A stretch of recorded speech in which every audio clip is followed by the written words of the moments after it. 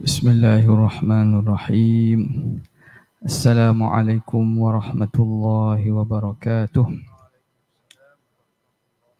Alhamdulillahi rabbil alamin wa afdalus salati wa atammut taslim ala sayyidina Muhammadin asyrafil anbiya'i wal mursalin wa ala alihi wa sahbihi ajma'in. Subhanaka la ilma lana illa ma 'allamtana innaka antal alimul hakim. ولا حول ولا قوة إلا بالله العلي العظيم. رب اشرح لي صدري ويسر لي أمري واحلل عقدة من لساني يفقه قولي وسدد لساني واهد قلبي بحق سيدنا محمد صلى الله عليه وسلم. اللهم ألهمنا بالعلم وزينا بالحلم وأكرمنا بالتقوى وجملنا بالعافية. اللهم أخرجنا من ظلمات الوهم وأكرمنا بنور الفهم وافتح علينا بمعرفة العلم وحسن أخلاقنا بالحلم واجعلنا ممن يستمعون القول فيتبعون أحسنه والحمد لله رب العالمين. Alhamdulillah, bersyukur kita kehadrat Allah yang mengurniakan kepada kita taufik, kesihatan dan juga kelapangan masa, memberi kepada kita keizinan untuk sama-sama berada pada pagi ini bagi meneruskan lagi perbincangan kita berkaitan dengan akidah, yang mana kalau tidak silapnya kita berhenti pada perbahasan dalil wajib sifat amanah dan tabligh. Jadi seterusnya setelah dibincangkan tentang perkara-perkara yang mencari adat. Jadi ada beberapa perkara yang dibincangkan sebelum ini, iaitu tentang takrif mukjizat, karamah, kemudian ada disebut tentang irhas, iaitu perkara luar biasa yang berlaku sebelum para nabi dan para rasul dilantik menjadi nabi dan rasul. Adapun karamah ini berlaku kepada orang-orang soleh di kalangan umat Nabi yang diberi kepada orang-orang fasik dan ahli maksiat. Kadang-kadang ada berlaku benda pelik dan benda itu dipanggil sebagai istidraj. Allah Ta'ala beri tujuan untuk mereka ini jadi semakin jauh, semakin sesat. Dan ada pertolongan yang kadang berlaku kepada orang-orang awam, orang-orang biasa di kalangan orang mukmin yang dipanggil sebagai ma'unah. Seterusnya, perkara yang dinamakan ihanah ini berlaku perkara pelik bagi orang yang berdusta dan orang yang kufur. Tetapi berlaku sebalik daripada perkara yang disebutnya. Dan sebahagian ulama' memasukkan sihir. Sihir termasuk, ada mengatakan dia termasuk daripada perkara mencari adat juga. Okay, kita masuk kepada dalil wajib sifat amanah dan tabligh. Bismillahirrahmanirrahim. Qala al-muallif rahimahullah wa nafa'ana bihi wa bi'ulumihi fid darain amin. Wa amma burhanu wujubil amanati lahum alaihimus salatu wassalam fali'annahum law khanu bi fi'li muharramin aw makruhin lanqalaba al-muharramu aw al-makruhu ta'atan fi haqqihim li'anna Allah ta'ala amarna bil iqtida'i bihim fi aqwalihim wa af'alihim wa la ya'muru Allah ta'ala bi fi'li muharramin wa la makruh. Wahadha bi'ainihi huwa burhanu wujubith thalith. Artinya dalil wajib para rasul bersifat amanah adalah jika mereka khianat dengan melakukan perbuatan haram atau makruh. Nescaya bertukarlah perkara haram atau makruh itu menjadi ketaatan pada hak para rasul. Kerana Allah Ta'ala menyuruh kita mengikut para rasul pada perkataan dan perbuatan mereka. Sedangkan Allah Subhanahu Wa Ta'ala tidak menyuruh melakukan perkara haram dan makruh. Inilah juga dalil bagi sifat yang ketiga. Baik. Seterusnya, sifat yang kedua yang wajib bagi para rasul ialah amanah. Amanah. Jadi amanah ini diistilahkan juga sebagai ismah, penjagaan, atau kita sebut maksum. Maka para nabi dan para rasul ni sifat yang wajib pada mereka ialah mereka ni maksum. Mereka ini terjaga daripada melakukan perkara yang Tuhan larang. Itu makna maksum. Jadi amanah atau ismah ini memberi erti bahawa orang yang Allah Ta'ala pilih menjadi utusan dia ini, Allah Ta'ala jaga daripada terlibat dalam perkara-perkara yang Tuhan larang. Sama ada perkara yang Tuhan larang itu haram ataupun makruh sekalipun. Itu asas yang kita kena pegang.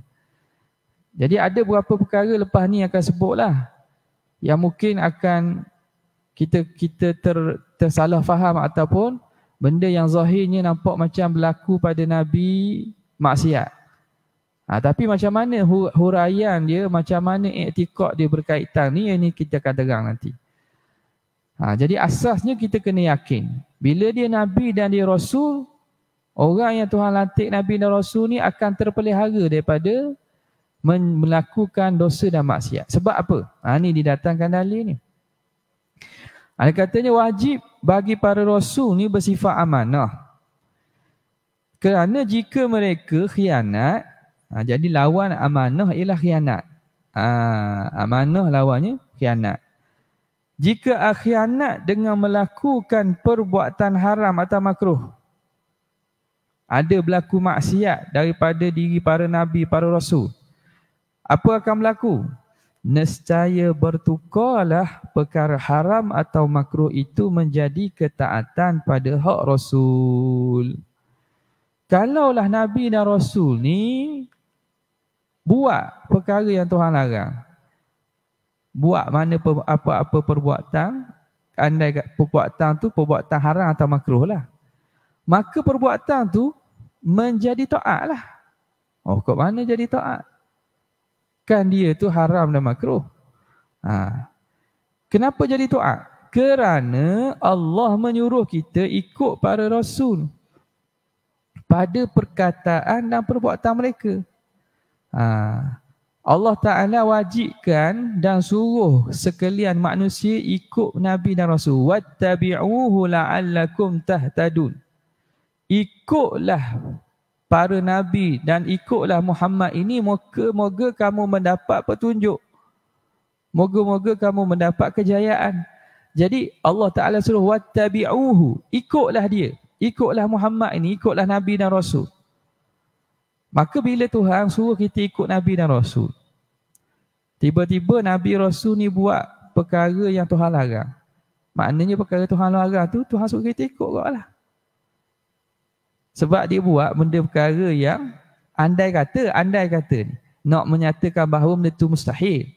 Andai kata mereka melakukan perkara haram ataupun makruh, dalam masa Tuhan suruh kita ikut Nabi, maknanya kita ikut Nabi tu mesti, maka benda yang Nabi buat itu jadi taat lah pula. Bertukar hakikat. Asal maksiat, tapi kerana dibuat oleh Nabi jadi taat lah pula. Benda ni tak berlaku, mustahil. Jadi kerana Allah menyuruh kita mengikut para rasul pada perkataan dan perbuatan mereka, sedangkan Allah tidak menyuruh melakukan perkara haram dan makruh. Macam mana? Tuhan dalam satu ayat lain, innallaha la ya'muru bil fahsya. Sesungguhnya Allah Ta'ala tidak menyuruh dengan melakukan perkara fahsyat. Tuhan tak suruh hamba ni buat perkara yang Tuhan larang, perkara yang Tuhan keji. Dalam ayat Quran. Dalam ayat Quran lain Tuhan kata ikutlah para nabi ni, ikutlah rasul ni. Tuhan utus mereka supaya umat ikut mereka. Tidakkah bertentangan tu? Satu ayat Tuhan tak suruh perkara maksiat. Dalam ayat lain Allah Ta'ala suruh ikut Nabi Rasul. Andai kata Nabi Rasul buat maksiat, tiba-tiba Allah Ta'ala kata bahawa maksiat ni Tuhan tak suruh, bertentanglah tu. Takkan berlaku lah gitu. Maknanya bila Nabi dan Rasul buat perbuatan atau perkataan, maka perkataan dia pasti perkataan taat. Takkan berlaku maksiat. Sebab kita disuruh ikut mereka, dalam masa yang sama Tuhan larang buat benda yang fahsyat, maka benda yang mereka buat pasti benda yang bukan kekejian, bukan fahsyat, bahkan ketaatan. Jadi itu dalil bahawa wajib para nabi dan para rasul terpelihara daripada melakukan perkara haram dan juga makruh. Dan kata pengarang, inilah juga dalil bagi sifat yang ketiga, iaitu sifat tabligh. Kenapa? Kok mana ni dalil bagi sifat tabligh? Kerana menyampaikan ni Allah Ta'ala suruh Nabi menyampaikan. Para Nabi dan para Rasul tugasnya menyampaikan apa yang Tuhan wajibkan sampai. Andai kata Nabi tidak menyampaikan, Nabi bersifat dengan kitman. Kitman ni makna menyembunyikan. Wahyu-wahyu yang Tuhan suruh sampai, Nabi tak sampai. Nabi menyembunyikan. Maka Nabi buat perbuatan menyembunyikan ilmu. Maka kita disuruh ikut Nabi. Bila disuruh ikut Nabi, perbuatan menyembunyikan ilmu dan wahyu itu menjadi taat pada kita. Bagaimana pula taat? Bahkan Allah Ta'ala cela perbuatan menyembunyikan wahyu dan menyembunyikan ilmu. Maka takkan berlaku daripada Nabi ni mereka menyembunyikan satu pun daripada perkara yang Allah Ta'ala suruh sampaikan. Itu secara ringkas keterangan berkaitan dengan kalam Imam Sanusi rahimahullah. Kita tengok pula kepada syarah Imam Muhammad Hashimi. Kata pengarang, dalil sabitnya sifat amanah bagi para Rasul alaihimussalatu wassalam adalah sesungguhnya jika mereka khianat dengan melakukan haram atau makruh, nescaya kita pun disuruh mengikut mereka pada selain perkara yang dikhususkan atas para Rasul. Kaedah umum ni, umat ni Allah Ta'ala suruh ikut Nabi, suruh ikut Rasul. Pada mana? Pada perkara yang bukan khususiah. Pada perkara yang selain yang dikhususkan kepada Nabi dan Rasul. Dia ada perkara khususiah yang umat tak boleh ikut lah. Allah Ta'ala khusus kepada Nabi je. Antaranya ialah menikah lebih pada 4 orang. Itu khususiah kepada para Nabi. Khususiah pada Nabi Muhammad SAW, iaitu mempunyai isteri lebih pada 4 orang. Umat tak boleh ikut tu. Tak boleh pula awak pandai-pandai nak ikut Nabi. Kemudian, apa lagi yang khususiah untuk Nabi? Khususiah dari segi bahawa Rasulullah SAW dibenarkan untuk wisal puasa. Wisal puasa ni maksudnya ialah menyambung puasa tanpa berbuka. Hari ni puasa, garik karan tak buka lagi. Sambung terus sampai ke esok hari Ahad. Perbuatan ini tidak dibenarkan. Tapi orang ni tak ada orang nak buat ikut ni, orang nak ikut benda-benda hak sedap. Ikut benda hak sedap. Hak puasa ibadat ni tak ambuh.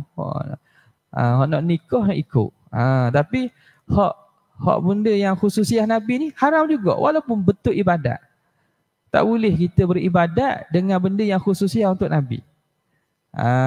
Khususiah untuk Nabi yang mana dilarang untuk umat lah. Jadi ada perkara-perkara yang mana Nabi hanya diberi untuk Rasulullah sallallahu alaihi wasallam. Contoh lain lagi. Rasulullah SAW tidur tidak batal wuduk. Nabi tidur wuduknya tak batal. Waktu juga tak ada pada umat tu. Kalau kita tidur dalam keadaan tidak tetap papan punggung. Ya, kalau duduk gini, tuan-tuan duduk molek sila ni, punggung kita ni rapat di latar. Bila rapat di latar ni, orang panggil tetap papan punggung. Tetap papan punggung. Kalau tidur gini tak batal wuduk. Tidur yang mana papan punggung kita tu tak duduk rapat di latar. Macam tidur biasa tu. Tidur tentang ke tak? Tidur mengiring ke? Ataupun tidur akak kaki. Jadi, kalau tidur atas kursi gini, tetap papan punggung. Ataupun bawah latar. Tetap papan punggung. Waktu tak batal. Jadi kalau tidur dalam keadaan tidak tetap papan punggung, tidur betul ni, Rasulullah dan para Nabi, wuduk mereka tak batal. Sebab apa? Sebab yang tidur mata. Mata mereka sahaja yang tidur, tetapi hati mereka tidak tidur. Hati mereka tidak tidur. Tanamu aynaya wala yanamu qalbi. Nabi SAW sebut bahawa mata aku tidur, tetapi hati aku tidak tidur. Makna Nabi sedar. Nabi sentiasa ingat pada Allah Ta'ala. Kita mata buka, hati tidur dah. Mata tak tidur, hati tidur dah dulu. Tak? Maknanya kalau mata tidur tu, hati tu memang jauh dah. Para Nabi, para Rasul, kerana mereka ni muraqabah dan musyahadah dengan Allah Subhanahu Wa Taala, hati mereka tak tidur. Sebab itu tidur mereka tidak membatalkan wuduk. Tidur kita batal wuduk. Jadi ada khususiah, banyak lagi lah khususiah yang ulama sebut yang khusus untuk Nabi yang tidak ada pada umat ini. Selain daripada perkara yang dikhususkan untuk Nabi dan Rasul, pada umumnya umat disuruh ikut. Tinggal lagi ada benda yang Nabi buat tu wajib kita ikut. Ada benda yang Nabi buat jadi sunat aja, ada benda yang Nabi buat harus. Ni melihat kepada hukum hakam perbuatan Nabi. Perkara yang melibatkan perkara-perkara wajib dan pensyariatan wajib, maka waktu kita kena ikut. Nabi sembahyang, kita kena sembahyang. Nabi puasa Ramadan, kita kena puasa Ramadan. Ada perkara yang mana bukan termasuk dalam kewajipan syarak, tapi benda itu mana fadilat, kelebihan, kemuliaan ataupun sunat. Hak ni jadi sunnah kalau kita ikut. Istilah yang khususnya sunnah. Macam mana? Kalau benda tersebut itu perbuatan yang dibuat oleh Nabi tersebut, Nabi buat dan dia bukan tahap wajib. Boleh jadi diri Nabi wajib. Contoh tahajud. Tahajud Rasulullah SAW wajib. Jangan main. Ingat senang jadi Nabi dan Rasul.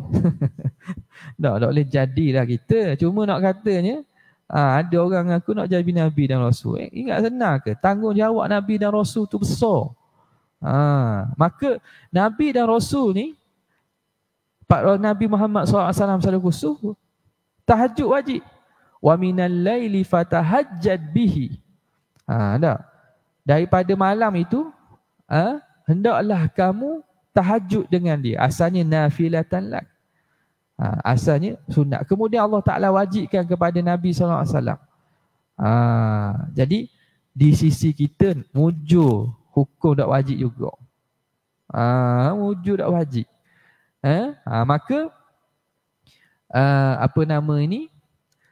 di atas umat melaksanakan tahajud bangun malam tu menjadi sunat hukumnya. Dan sunnah. Kenapa? Kerana Nabi buat. Dan kita buat kerana ikut perbuatan Nabi, maka perbuatan kita menjadi sunnah. Jadi, ada perkara-perkara yang mana bila Nabi buat, contohnya sembahyang sunat fajar. Sembahyang sunat fajar ni maknanya sunat subuh lah. Sembahyang sunat subuh. Waktu kita sembahyang sebelum sembahyang fardu subuh tu, 2 rakaat tu. 2 rakaat sembahyang sunat subuh tersebut, itu Nabi SAW sangat-sangat jaga. Bahkan Nabi kata rakaata fajri khairun minad dunya wa ma fiha. 2 rakaat sembahyang sunat subuh lebih afdal daripada dunia dan segala isi dunia. Nampak tak? Dua sembahyang 2 rakaat tu. Dia 2 rakaat je. Dah kita mari-mari tiba-tiba Tok Imam sembahyang dah sembahyang subuh. Nak buat macam mana? Boleh sembahyang lepas daripada Tok Imam sembahyang subuh. Selagi mana dah habis waktu subuh, waktu sembahyang sunat subuh dah habis lagi. Dah lepas sembahyang subuh mana ada sunat? Betul lah, kita bukan sembahyang ba'diyah subuh.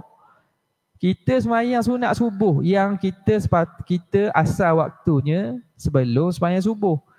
Jadi waktu sembahyang sunat subuh ataupun qabliyah pun samalah. Kalau kita sembahyang sunat lain pun, pada sembahyang fardu lain, contohnya sembahyang qabliyah zuhur. Qabliyah zuhur kita dah dang. Masuk-masuk Tok Imam sembahyang zuhur dah. Jadi kita nak sembahyang qabliyah, kita dah sembahyang lah sebab kita dah ikut sembahyang fardu zuhur dengan Tok Imam. Lepas Tok Imam habis, kita boleh sembahyang sunat qabliyah zuhur tu. Lepas daripada sembahyang zuhur. Sebab waktunya belum habis. Lepas tu ba'diyah kita buat lepas pada tu 2 rakaat pula ba'diyah. Jadi sembahyang sunat subuh ini habis waktunya dengan habis waktu subuh kat lagi, waktu syuruk lagi habis lah.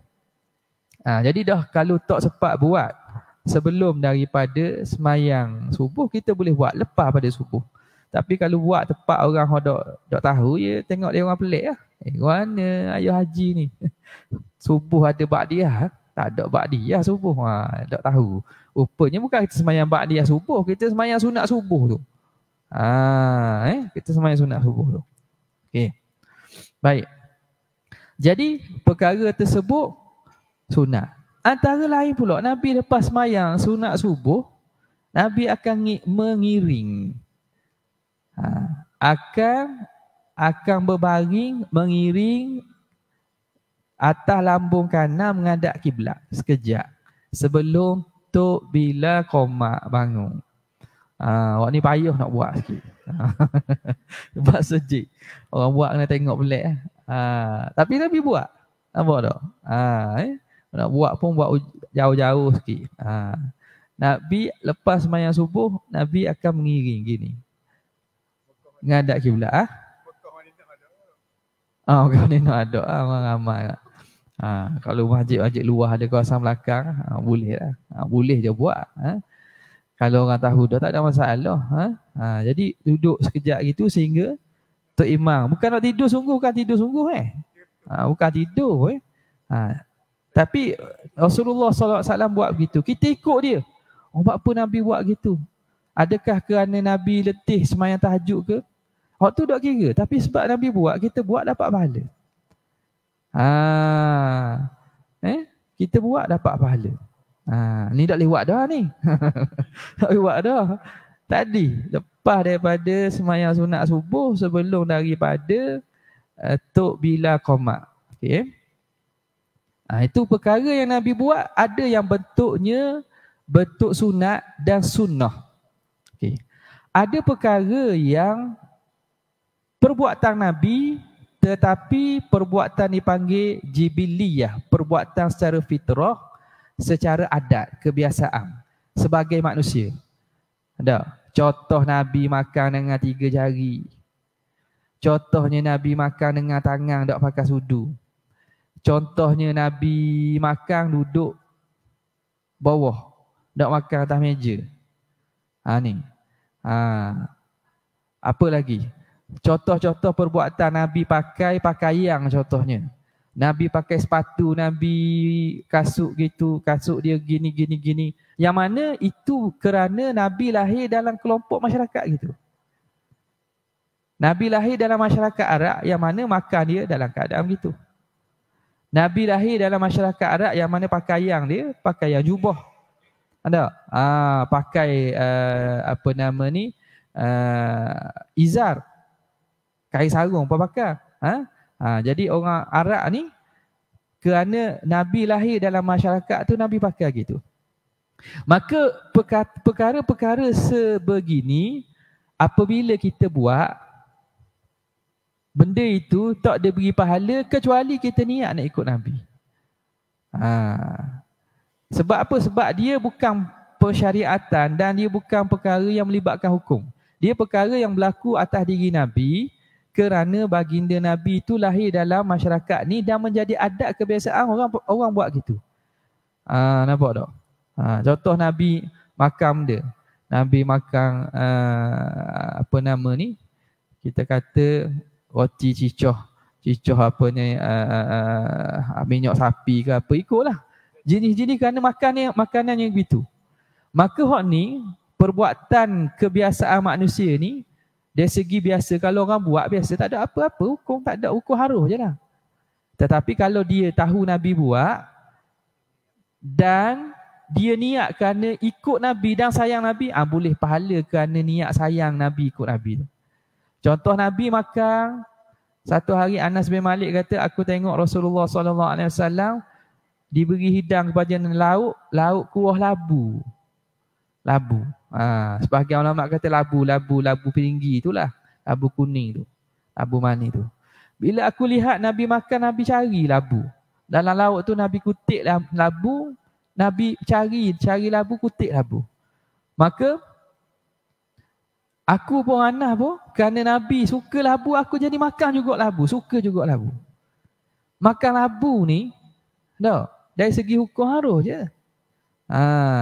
Harus kat gigi orang kenduri lagi habis labu. Buat lauk sayur labu. Jadi makan tu boleh pahala. Anas kata sebab dia ikut Nabi dan kasih kerana nak makan macam Nabi makan juga. Tak boleh pahala kerana tu. Atas dasar dia sayur, buat sayur apa pun tak ada masalah. Sebab hukumnya harus saja. Tapi kerana dia buat perbuatan, kerana sayang dan ikut Nabi, dapat pahala atas tu. Nampak? Ini perbuatan-perbuatan yang dikira sebagai perbuatan kebiasaan Nabi sebagai bangsa Arab yang lahir dalam masyarakat gitu. Jadi ada cerita diceritakan oleh Syekh Muhammad Dudu Asy-Syamkiti, orang di Mauritania saja. Syekh Muhammad Dudu, dia kata dia biasa dia pakailah pakaian dia jubah sana. Satu hari dia pergi ke seminar, dia jemput di satu negara Arab. Dia pakai pakaian baju formal lah. Makna seluar, pakai baju, pakai kok gitulah. Lalu dia berceramah. Ni orang alim. Tiba-tiba ada orang di bawah tanya, wahai tuan Syekh, boleh saya tanya, kenapa tuan Syekh tak pakai macam pakaian Nabi? Apakah pakaian sunnah? Apakah yang Nabi pakai? Apakah yang Nabi pakai? Pakaian Nabi hak sunnahnya apa? Tujuannya dia faham dah tu. Dia faham dah, ni nak kata aku ni. Sebab aku tak pakai jubah ni, nak kata aku ni. Jadi dia jawab, kata Nabi SAW pakai pakaian sama yang dipakai oleh Abu Jahal, oleh Abu Lahab. Faham tak? Benda yang Nabi pakai ialah pakaian yang dipakai oleh Abu Jahal, Abu Lahab dan masyarakat Arab Quraisy. Makna apa? Makna fokusnya orang ni nak kata ke tu. Jadi dia balas balik lah. Dia membesarkan pakaian seakan-akan benda itu satu yang besar. Yang besarnya kalau kita niat ikut Nabi. Jadi dia jawab, dia kata, hak Nabi pakai ialah apa yang dipakai oleh Abu Jahal, Abu Lahab dan tu. Bukan dia nak mengurangkan kedudukan Nabi. Kita tak faham gitulah.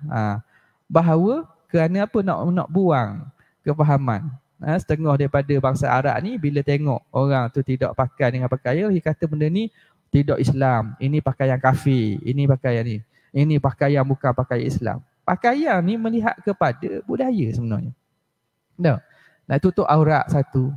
Tutup aurat tu memang ke syarat asah dah. Tetapi dia membesarkan benda gini. Jadi Syekh ni nak betulkan balik kefahaman. Benda yang Nabi pakai ialah apa yang Nabi dipakai oleh Abu Jahal, oleh Abu Lahab.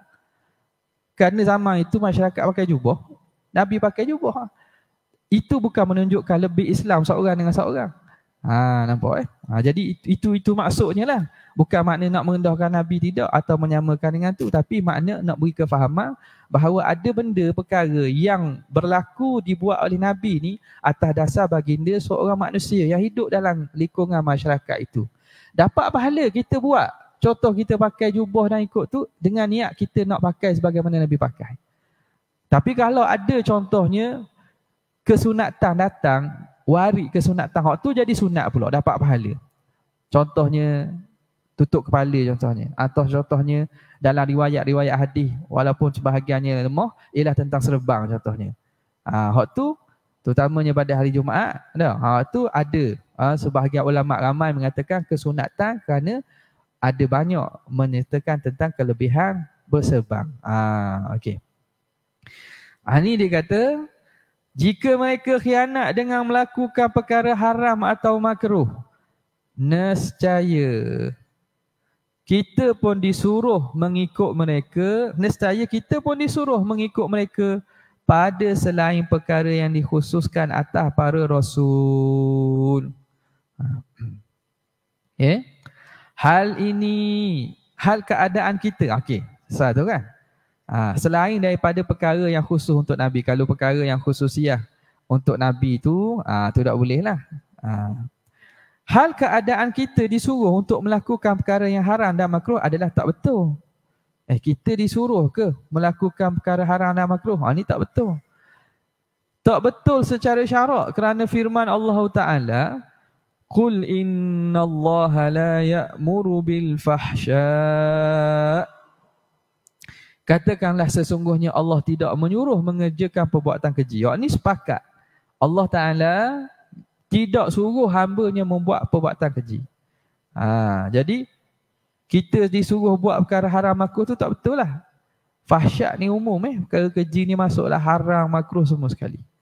Maka jadilah perbuatan para rasul yang melakukan perkara haram dan makruh adalah tidak sah pada syarak juga. Maka Nabi buat haram, buat makruh. Tak betul jugalah. Tak berlaku pada syarak. Bahkan lebih utamalah Nabi dan Rasul ni tidak melakukan perkara haram dan makruh. Kalau umat pun, kalau Allah Ta'ala pun suruh kita tidak buat perkara haram dan perkara makruh, Nabi dan Rasul terutamalah mereka takkan berlaku perkara haram dan makruh. Maka sabitlah bagi para Rasul itu bersifat amanah. Bila begitu, wajiblah para Nabi dan para Rasul ini bersifat dengan amanah.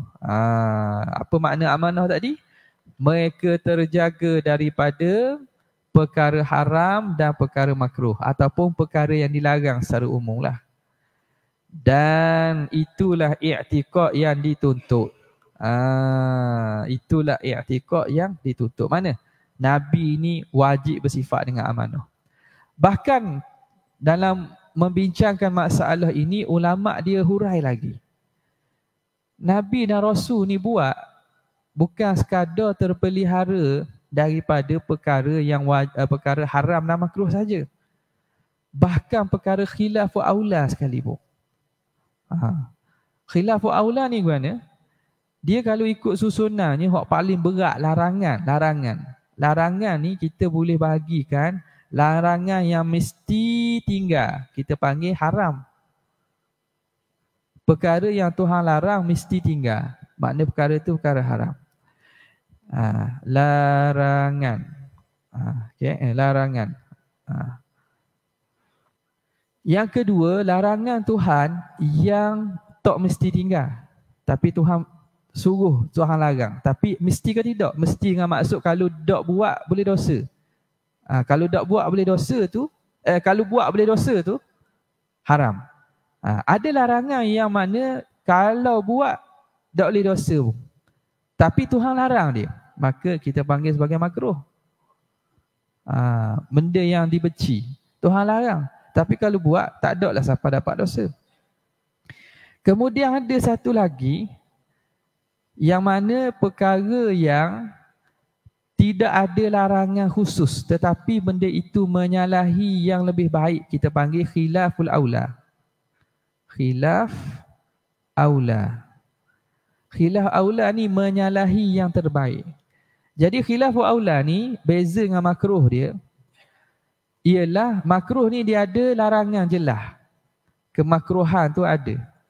Khilaful aula dia perkara yang menyalahi baik, iaitu benda yang suruhan tapi kita tak buat yang disuruh. Suruhan bukan wajib lah maksudnya.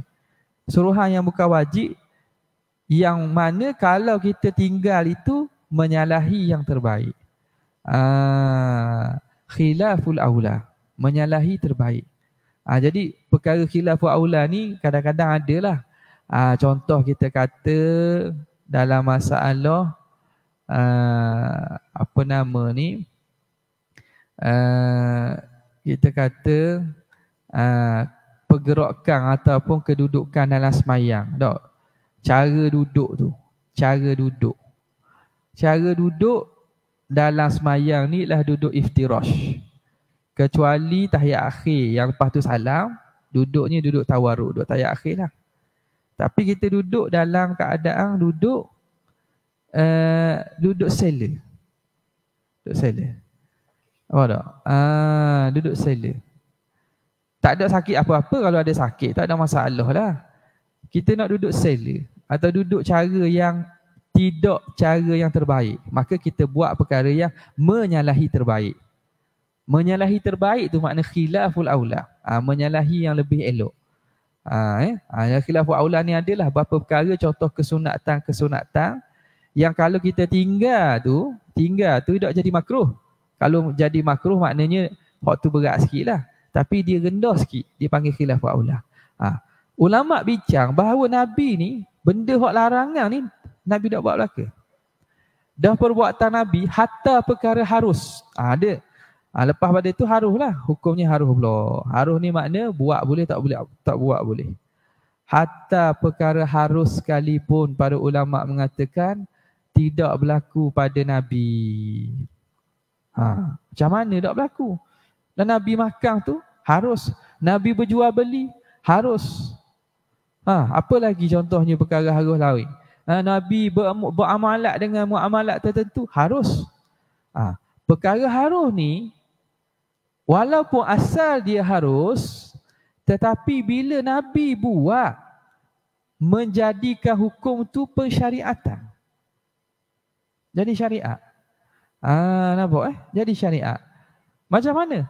Contohnya Nabi, kita kata perkara, nak contoh apalah. Kita kata makan tak? Makan, Nabi makan sesuatu makanan, contohnya. Nabi makan sesuatu makanan. Maka makanan yang Nabi makan tu asal harus. Tapi bila sebab Nabi makan jadi persyariatan, umat tahu bahawa makanan ni harus. Orang hadiah kepada Nabi keju daripada negeri Syam.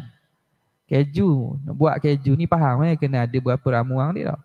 Nabi makan, Nabi tak tanya. Ni capur benda guna-guna ni. Selagi mana barang tu zahirnya halal, tak? Zahirnya halal. Bukan, tak, kalau jelas halal tak boleh lah tu. Ataupun syubhah jelas tak boleh lah. Jadi Nabi terima dan Nabi buat gitu. Jadi menjadi persyariatan kepada umat. Bahawa benda-benda halal ni tak perlu diusul-usul. Kecuali benda yang syubhah ataupun kita tak yakin. Maka perbuatan Nabi walaupun zahirnya perkara itu hukum harus, tapi bila Nabi buat, dia jadi pensyariatan pula. Ini berlaku beberapa kekeliruan tentang perbuatan-perbuatan Nabi yang zahirnya bentuk larangan ataupun bentuk makruh ni. Contoh kita kata, ini untuk habiskan ni lah, kita nak nak habiskan sini. Okey.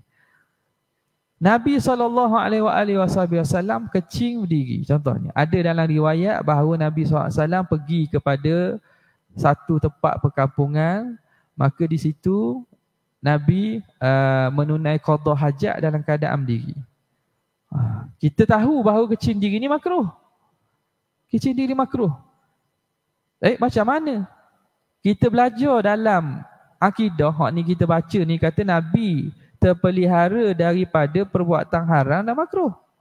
Tiba-tiba Nabi, kita baca dalam sirah Nabi ada buang air dalam keadaan berdiri. Gua ni pula tu. Itu kita kena faham asas ini daripada ilmu dia. Apa tak? Kita mengaji ilmu akidah ni, dia ulama letak lu kaedah tu. Kemudian dia akan bahaskan perkara-perkara yang mungkin jadi kekeliruan yang bertentangan kaedah, macam mana rupanya penerangan dia. Okay, jadi kes tersebut berlaku bukan hukmah. Berlaku yang mana diriwayatkan dalam hadis, Nabi pergi kepada perkampungan satu tempat tu. Nabi tanya tempat untuk qada hajat, tak ada tempat kecuali tempat tu tempat kotor, tempat orang buang sampah. Maka Rasulullah SAW untuk tidak mencemarkan pakaian dia kalau duduk, maka Rasulullah SAW qada hajat dalam keadaan berdiri. Maka walaupun hukum buang air dalam keadaan berdiri, kecing berdiri itu makruh, tapi menjadi sebab Nabi buat, menjadi syariat kepada umat bahawa kita kalau dalam keadaan terdesak boleh dan tak salah untuk kecing dalam keadaan berdiri. Persyariatan tu zahir perkara itu makruh, tapi kerana perbuatan Nabi menjadi syariat kepada umat, kita tahu hukumnya, maknanya tak salah. Kalau kita terpaksa dan perlu untuk buang air dalam keadaan berdiri, boleh.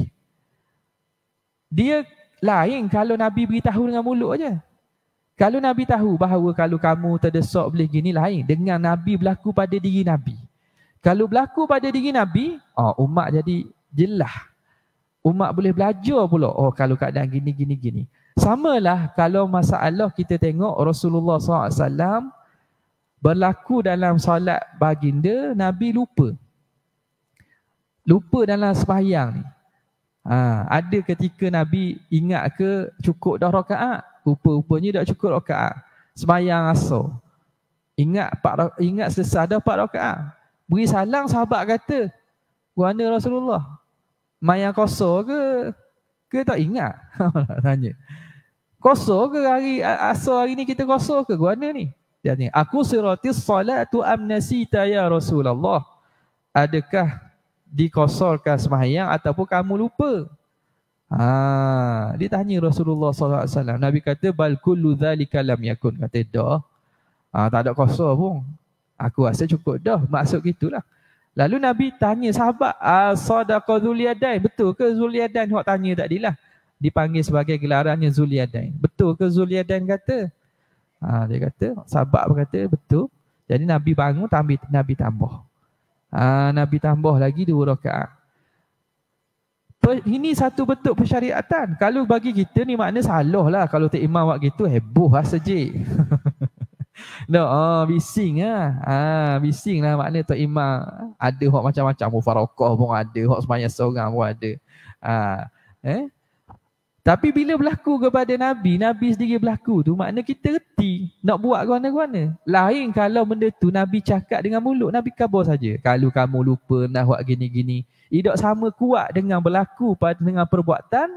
Sahabat tengok, sahabat riwayat, sahabat ikut, sahabat beritahu kepada kita. Sebab itu ada benda yang asalnya makruh, tapi bila berlaku pada diri Nabi SAW, dia menjadi bentuk persyariatan kepada kita. Jadi betul lah para ulama kata bahawa perbuatan Nabi ni dia tidak lari daripada 2. Nabi hanya buat benda wajib atau sunat je. Kerana persyariatan tu sama ada persyariatan benda sunat atau persyariatan benda wajib. Hatta benda yang zahir harus atau zahir makruh sekalipun. Tapi kerana Nabi buat contoh masalah kecim diri tadi, maka menjadi syariat atas umat bahawa kita dibenarkan dalam keadaan-keadaan tertentu untuk keadaan itu kalau darurah. Samalah keadaannya contoh kalau orang yang menghukumkan contoh minum diri dan seumpamanya kan. Minum diri dan seumpamanya ada diriwayatkan Rasulullah SAW minum dalam keadaan diri. Maka itu menjadi persyariatan untuk kita tahu hukum bila berlaku kepada Nabi alaihi salatu wassalam. Kemudian kata pengarang rahimahullah, Ini juga dalil bagi wajibnya sifat ketiga. Tapi di situlah insya-Allah taala kita akan sambung pada minggu-minggu yang akan datang. Sekadar tu, wabillahi taufiq wal hidayah. Wassalamualaikum warahmatullahi wabarakatuh.